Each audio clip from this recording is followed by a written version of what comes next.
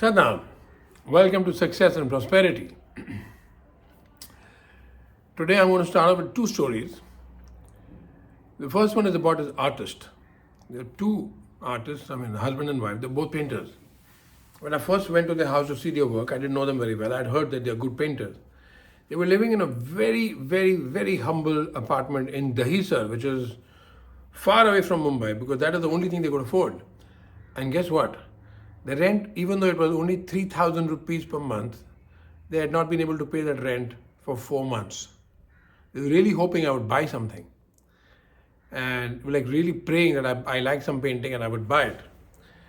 Which I did. But the main thing is that I like them. I like the husband and the wife. And I said, if you don't mind, can I please tell you something? I said, what? I said, when I came into your house, your entrance of your house, your home, it had cobwebs. It was so dirty. I said, we don't have the time to clean. I said, no. It's not whether it's clean or not. It's affecting your life. It's affecting your good luck. It's affecting your success, your prosperity.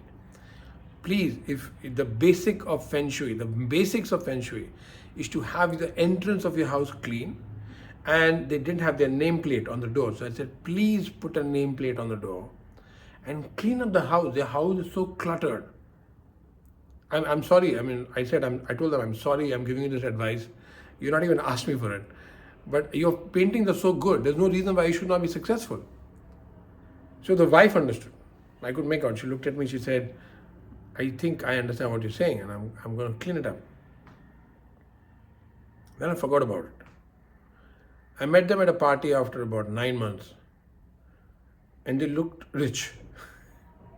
From what clothes they were wearing then and to what they were wearing now, and they looked glowing and happy. And the wife just came and hugged me and she said, I'm so sorry. I said, what happened? What?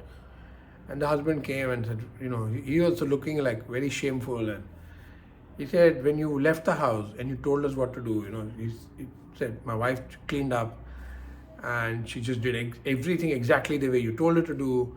We took out the stuff from under the bed, which I'm going to come to you later with that. We took out all the kachra from under the bed. We, took out the shoes from outside. We cleaned up the house. We decluttered the house. And within 4 days, it just like as if miracles were happening in our life. My wife got a scholarship from New Zealand. She went to New Zealand. She'd been there for 3 months and she just came back from there. I got invited by a gallery from England. To cut a long story short, they were hot, famous, successful artists. And not only in India, internationally. That one thing, in 4 days' time, just cleaning up the house, decluttering the house, the understanding the basic concepts of Feng Shui, changed their whole life like that. The second story is about this actress. And she's quite pretty. And I was acting with her. And she was very depressed. Very pretty girl, very depressed. I said, what's your problem? She said, I'm come from an extremely poor family and I'm not getting enough work. I said, that's shocking. You're so pretty and you're a good actress. I've worked with you. Why aren't you getting work? She said, I don't know what to do. She said, I'm just fed up. This industry is so sad. Everybody wants to just sleep with you. They want to take advantage of you. Nobody wants to give you work. I said, describe your house to me. She said, what do you mean? I said, when you enter the house, what is it? What do you see first? She said, when you enter on the right hand side, there's a toilet. I said, stop there. Is the door of the toilet always open? Or is it always closed? She said, it's always open. I said, okay, write it down. That door has to be always shut. She said, why? I said, don't question, just write down. And she said, okay. I said, are the shoes kept outside the house? She said, yeah, whenever we enter the house, you all take out the shoes outside and it's just lying outside. I said, no. Make a cabinet, put all the shoes inside the cabinet and make it neat and clean. The outside of your house, clean it. Like I told the artist couple, I did clean the outside of the house. Write it down. She wrote it down. I said, when you sleep inside the bed, what is there? She said, old utensils, old books, some garbage, whatever we don't need in the house. I said, empty it. She said, why? Where will I keep it? I said, throw it out. I said, I swear to you, I promise you, just do it. You're not going to lose anything much. Just do it and see what difference it makes to your career. She said, okay. Then I asked her some other basic questions about Feng Shui. I don't want to bore you with that. Today she has got 6 million followers on Instagram. She's super successful. And this success started for her literally 2 months after I met her. Before I met her, she was struggling for years. She was not getting any work. She was depressed, almost suicidal. And once she cleaned up the house as per Feng Shui, once she decluttered her house, followed the basic principles of Feng Shui, her whole life had changed. I can give you 30 stories like this. What's the point? The point I'm trying to make is that decluttering your life, decluttering your house, making the situation where you're staying. Let me tell you one more story. This is a good one.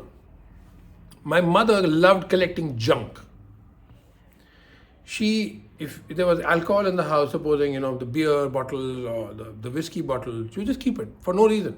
We had this, garret on top, and she would just keep putting stuff there. We had like a 70, 80, 90 bottles of them. One day she went to Calcutta, and my dad went somewhere. We have something called the Raddiwala, the Bhangarwala. And without even asking her permission, because I had told her many times, she didn't listen to me. I was 8 years old. I don't know the meaning of Feng Shui. But from childhood, I had to think about cleanliness, hygiene, declutter. The basics of Feng Shui, I had it in my head from childhood. So when she went to Calcutta, I called the garbage guy, the Raddiwala, and I sold everything. I kept the money in an envelope for her, whatever that her money was.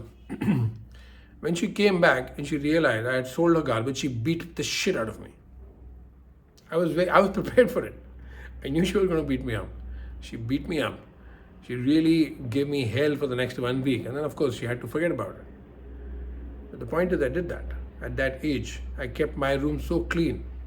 I kept everything in the right place. My wardrobe was whatever small cupboard I had, even of my used clothes of my cousins, even that I used to keep it clean, nicely folded. Don't live in a mess.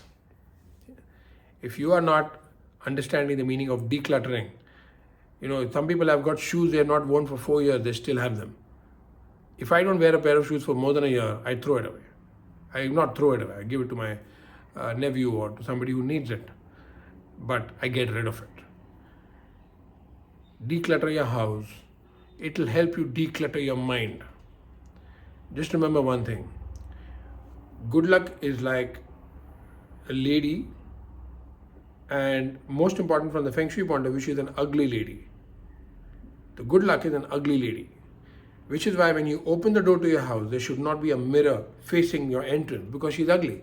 Now she opened the door of your house and she saw herself, she'll run away. So you imagine good luck to be this ugly lady who doesn't want to see herself in the mirror as soon as she enters. But when she sees your house, if it's a nice, warm, beautiful house with energy, the chi is flowing. There's no chi. Chi is not being blocked. Energy is not being blocked anywhere.